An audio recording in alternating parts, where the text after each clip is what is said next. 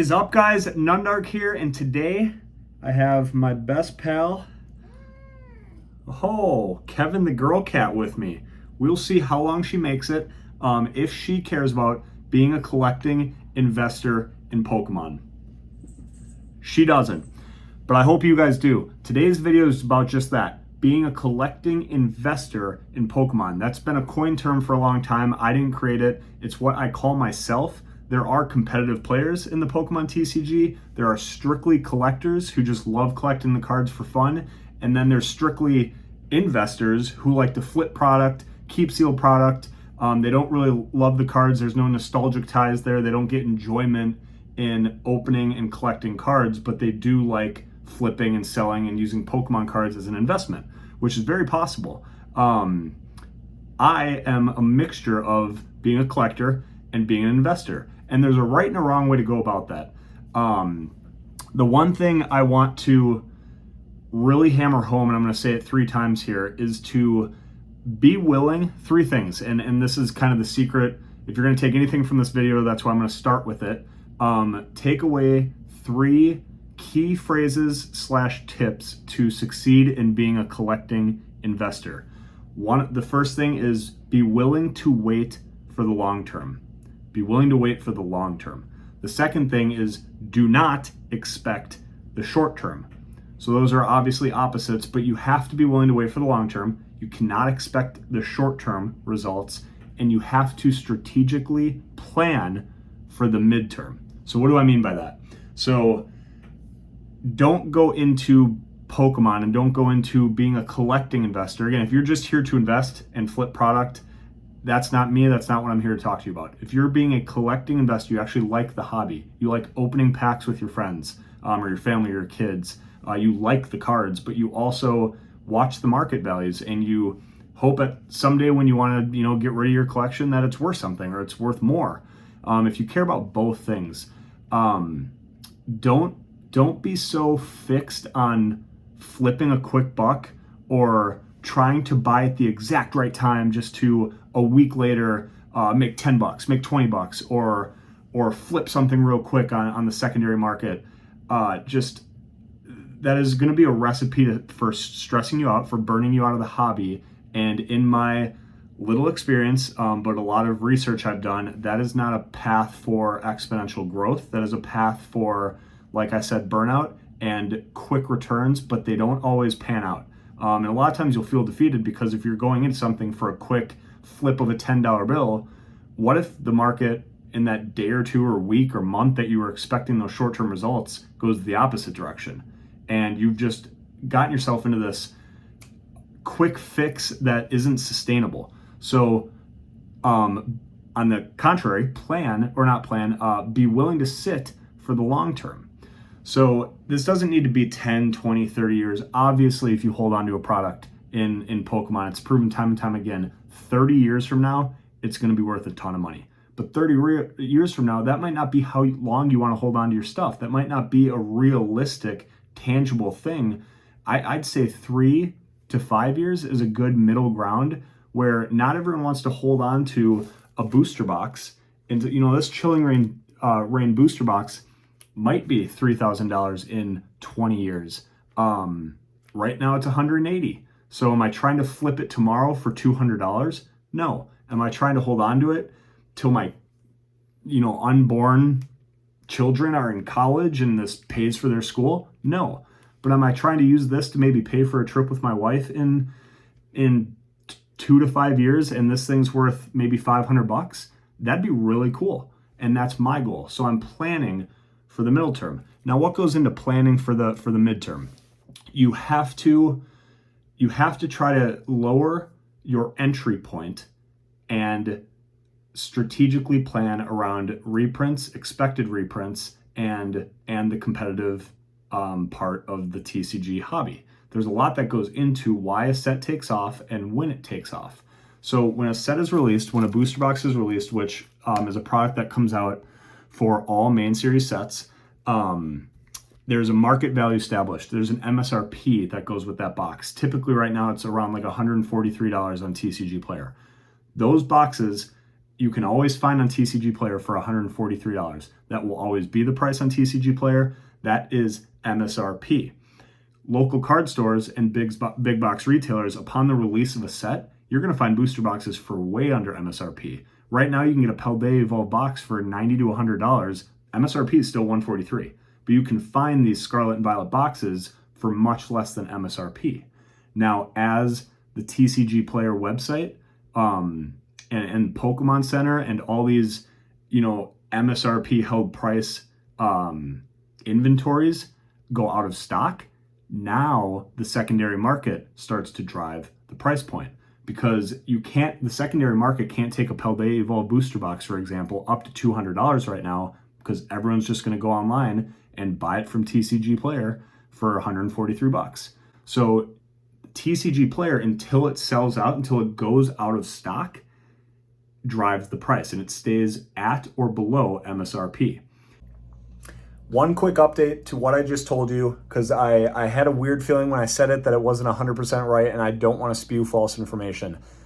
TCG Player does not always sell at MSRP because other stores, LGSs, and people can sell on TCG Player, kind of like an eBay.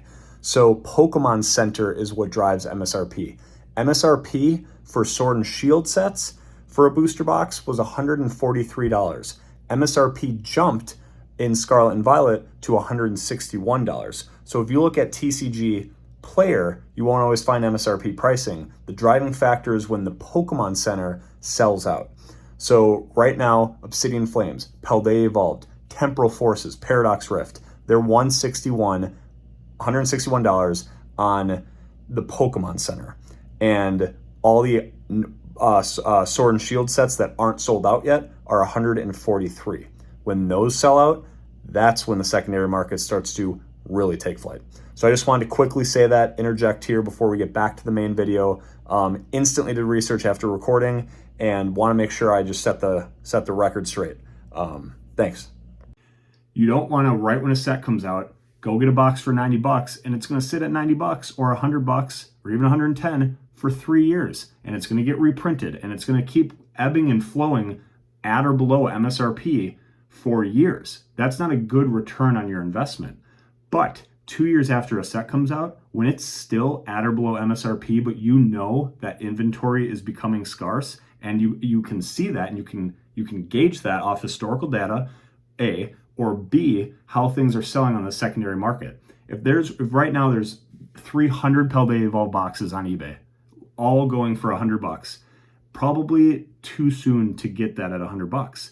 But if in a year and a half, and a reprint's already happened, and you're starting to see a box sell per day, 2 boxes sell per day, right around 130, it's starting to flirt with that MSRP pricing. Now you're kind of getting to the tipping point of the iceberg here where, okay, a reprint's already happened. Sure, maybe a second one could happen. But right now, stock's limited. I can still get this box for a really good price, and there's not a lot listed. So I think the price soon is going to jump, because once they're out, the next person selling it for $140. The next person, $150. Now we're going to see the Fusion Strike takeoff that's happening right now. And Fusion Strike out of stock and selling for $225. $225. That seemed like it happened overnight. Chilling Reign, kind of been it's a 3.5-year-old set, 3-year-old set, stagnant around that 180. Wouldn't be surprised if I woke up tomorrow and it's 200 and then 210, because they're out of stock. It's driven by the secondary market, and it's out of its 2 to 3 year reprint window. The Pokemon Company is not going to be reprinting. Now they could, but it's never happened really before. That they're not just going to reprint Chilling Reign tomorrow. There are 10 other sets more recent than Chilling Reign that are in the reprint window and are in the competitive format that would warrant a reprint, like English 151.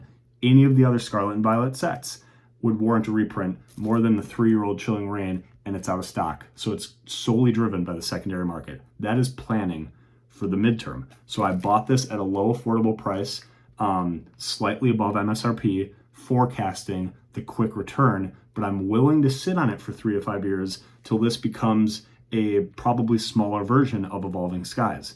So again, you just don't go into things for the quick flip. If you're a collecting investor and you enjoy the products, don't be unwilling to sit for the long term and then just define what your long-term goals are. Do you want to sit on this box and it pays for a semester of school in 50 years because this thing is one of one and it's worth God knows what? Or what is your definition of long-term? But just plan for the midterm. Plan for the midterm, circulate your collection, have it be a slow running revolving door, if that makes sense.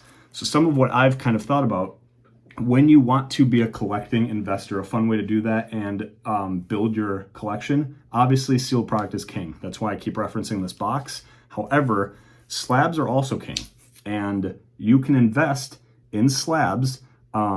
This one is a childhood one. Obviously 3.5 is a terrible grade, but a gold star Torchic is a gold star. It will always hold value. But this perfect, pristine CGC 10 of an English secret rare Pikachu from Crown Zenith, it's not going to ever be worth hundreds and hundreds of dollars, but this thing will grow in value and it's fun for me to look at. Not everyone likes to see a bunch of sealed booster boxes sitting on their shelf if they like to open cards and if they like to see cards artworks. So you first have to ask yourself, what kind of a collector are you?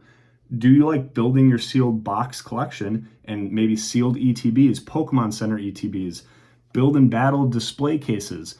If you just like stacking sealed product, nothing wrong with that. I'm trying to grow that actually as one of my 2024 goals. But if that's you as a collector, grow that. If you are a slab collector, get a bunch of sweet cards graded and the ones that, maybe sell off the ones that you aren't confident are going to grow in value or you don't have ties to, and keep the ones that you think will. If you like raw cards, which there's a market for that too, collect those and grow that collection and trade up and try to get those better, grail cards of sets.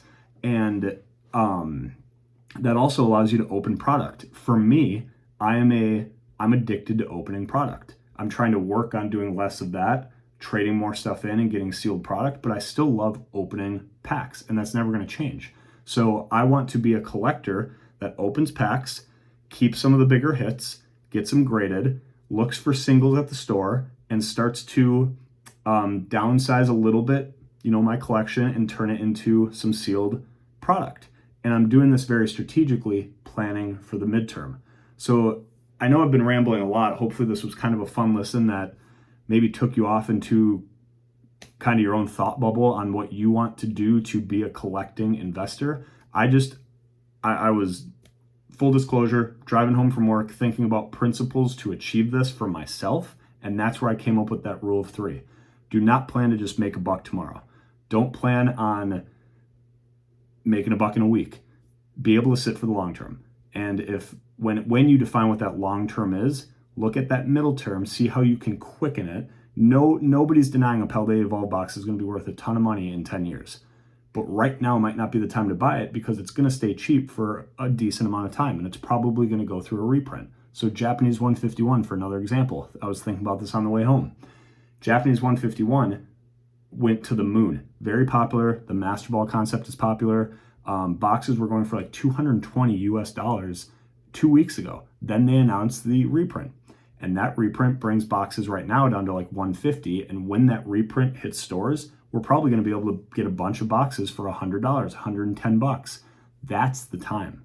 That's the time. Get them when they're low. Get them when that reprint's happened, and just pray there's not another reprint. And if there is, it's okay. Be patient. Use the reprints as an opportunity to go open some of your favorite sets at a cheaper buy-in point. Use it as an opportunity to, don't look at it if, oh, gee, I bought a bunch of 151 boxes for 140. The reprint happens. Now they're only 110. I just lost a bunch of money. No, go get more at 110. Make sure you can afford it in your collecting budget, but then let those things grow. Now that the reprints happened, there's rarely 2 or 3 reprints. Crown Zenith saw a lot of them, but that doesn't always happen. So use the reprints as an opportunity to open stuff and then get more of it at a cheaper price point. It's shown, Japanese 151 shown how strong it is. It's going to come back up.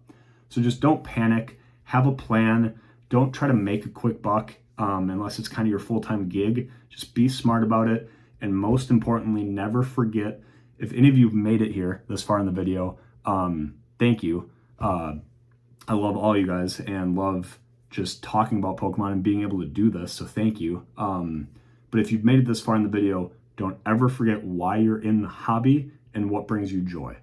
if you are truly a collecting investor and like both avenues of kind of staying up to date with the market value, trying to make money eventually off things, but also love the TCG and love Pokemon cards, find what really trips your trigger, what you love about them, collect that, get joy from it, and don't panic. Don't become obsessive with it. Just have a plan, let it happen, and then you really have to have your blinders on. If you have an opening problem and you have sealed product, have your blinders on, put that product away.